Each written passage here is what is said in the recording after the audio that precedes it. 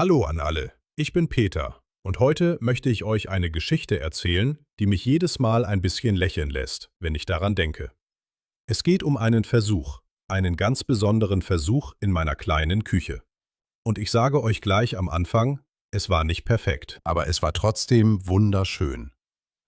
Alles begann an einem Sonntagvormittag. Draußen war es grau und kalt, der Himmel voller Wolken. Ich saß am Küchentisch, trank meinen Kaffee und dachte plötzlich an meine Großmutter, an ihre Küche, an den Geruch, der früher durchs ganze Haus zog, wenn sie kochte. Ein warmer, tiefer Geruch, der sich schwer beschreiben lässt.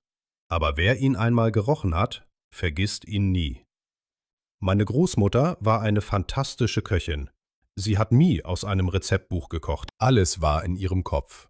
Alles war in ihren Händen. Wenn man sie fragte, wie viel Salz oder wie lange man etwas kochen soll, lachte sie meistens und sagte nur, »Du wirst es wissen, wenn es fertig ist.« Als Kind hat mich das ein bisschen genervt. Als Erwachsener verstehe ich es jetzt ein bisschen besser. Ich erinnere mich noch sehr genau an ihre Küche. Es war kein großer Raum, aber er fühlte sich immer voll an. Voll von Wärme, voll von Geräuschen, voll von Leben. An der Wand hing eine alte Uhr, die jede Stunde leise tickte. Auf dem Herd standen immer 2, manchmal 3 Töpfe gleichzeitig. Und mitten in diesem kleinen Chaos stand meine Großmutter. Ganz ruhig, ganz sicher. Als ob sie genau wüsste, was als nächstes zu tun war. An diesem grauen Sonntagmorgen überkam mich plötzlich ein starkes Verlangen. Ich wollte ihr Lieblingsgericht nachkochen. Eins, das sie oft gemacht hat, wenn die Familie zusammenkam. Ein Gericht, das ich schon 100-mal gegessen habe, aber nie wirklich beobachtet habe, wie sie es gemacht hat. Ihr Sauerbraten mit Kartoffelklößen und Rotkohl. Ich öffnete meinen Laptop und suchte nach Rezepten. Sofort fand ich viele, zu viele, ehrlich gesagt. Jedes Rezept war ein bisschen anders. Dieses sagte 3 Tage marinieren, jenes sagte 2. Dieses benutzte Rotwein, jenes Essig. Dieses hatte Lebkuchen in der Soße, jenes hatte Rosinen. Manche Rezepte waren sehr kurz und einfach. Andere waren so detailliert und kompliziert, dass ich allein beim Lesen müde wurde. Ich wurde schnell verwirrt. Wessen Rezept sollte ich nehmen? Ich schloss den Laptop und entschied mich, einfach aus der Erinnerung zu arbeiten. Ich dachte nach. Ich versuchte mich zu erinnern. Was hatte ich gesehen? Was hatte ich geschmeckt? Wie war der Geruch gewesen? Ich schloss kurz die Augen und ließ die Bilder kommen. Die Farbe des Fleisches. Der Dampf aus dem Topf. Der Klang des Lachens am Tisch. Das Fleisch, das wusste ich noch, musste vorher mariniert werden, mindestens einen Tag lang. Die Marinade war sauer und würzig. Da war Essig drin und Lorbeerblätter und Zwiebeln und schwarze Pfefferkörner. Das erinnerte ich mich noch ziemlich gut. Also fing ich damit an. Ich kaufte ein schönes Stück Rindfleisch vom Metzger um die Ecke. Herr Brandt, er kennt mich schon seit Jahren. Er sah mich an und fragte, »Heute was Besonderes?« Ich lachte und sagte, »Ich versuche es.« Er nickte und schnitt mir ein gutes Stück zu. »Das passt gut für einen Sauerbraten«, sagte er und wickelte es sorgfältig ein. Ich war froh, dass er mir so unkompliziert half. Manchmal sind es diese kleinen Begegnungen, die den Tag ein bisschen heller machen. Zu Hause bereitete ich die Marinade vor. Wasser, Rotweinessig, Lorbeerblätter, Pfefferkörner, Nelken, Zwiebeln, Karotten und ein bisschen Salz. Ich roch daran und dachte, ja, genau so, dieser Geruch passt. Ich legte das Fleisch in den Topf, die Marinade darüber und stellte alles in den Kühlschrank. Jetzt hieß es, warten.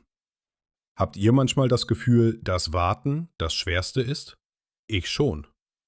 Ich öffnete den Kühlschrank am nächsten Morgen, schaute kurz rein und schloss ihn wieder. Der Geruch war schon stärker geworden. Tiefer, interessanter. Noch einen Tag, Peter, sagte ich zu mir selbst. Noch einen Tag.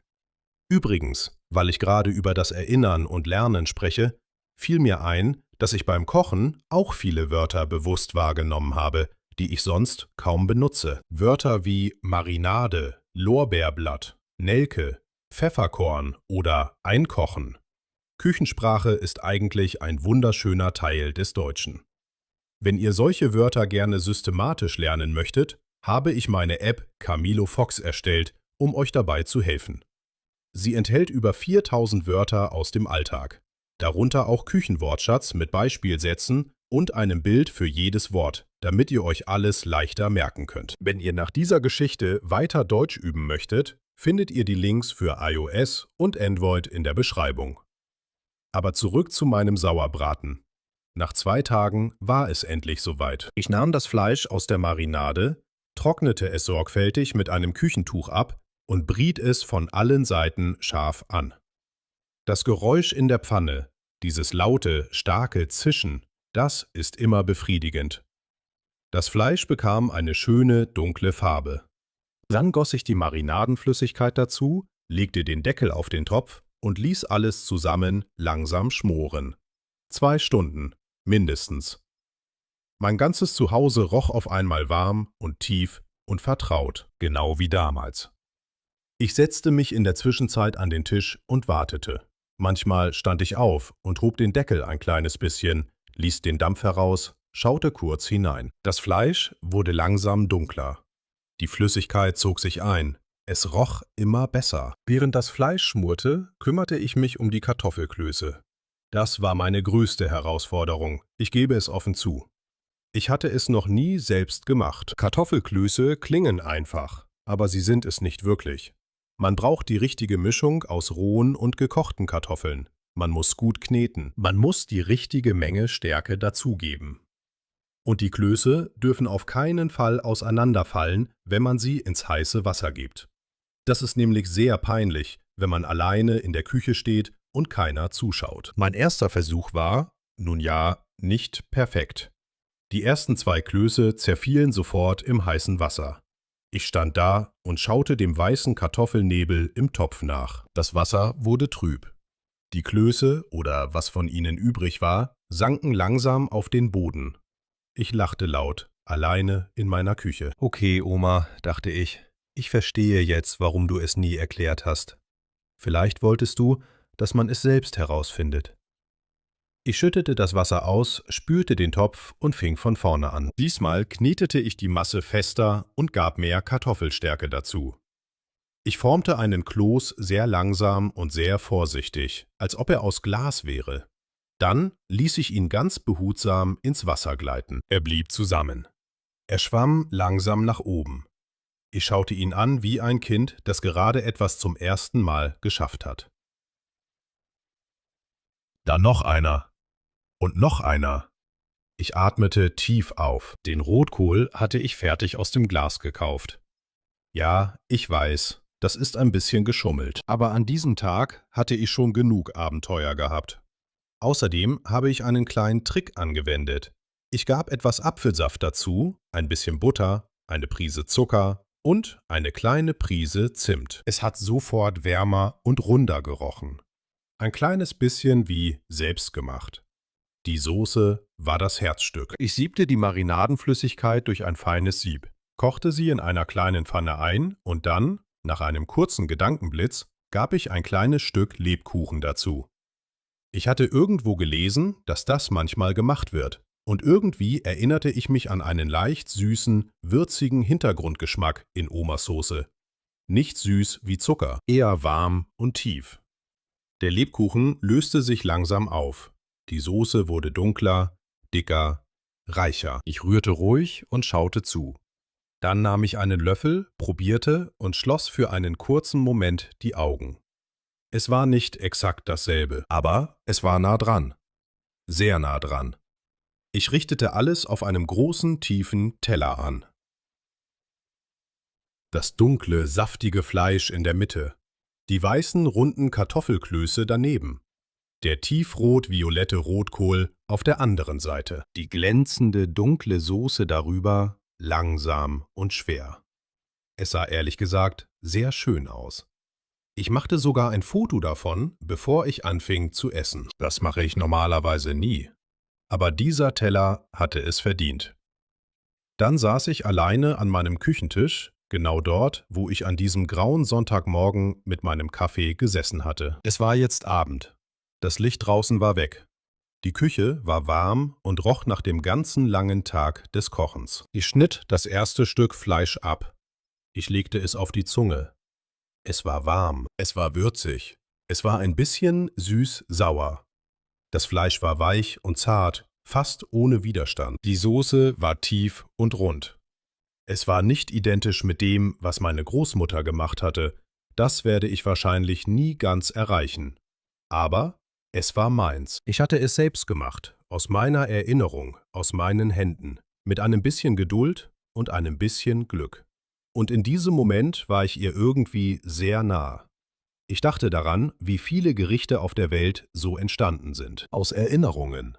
Aus dem Wunsch, etwas zu bewahren, das man geliebt hat. Aus dem Versuch, einen Moment nochmal zu leben, den man nicht festhalten konnte. Essen ist manchmal mehr als Essen. Es ist Sprache. Es ist Erinnerung. Es ist Verbindung. Wusstet ihr, dass das Wort Sauerbraten aus 2 deutschen Wörtern kommt? Sauer bedeutet sauer oder säuerlich und Braten bedeutet gebratenes Fleisch.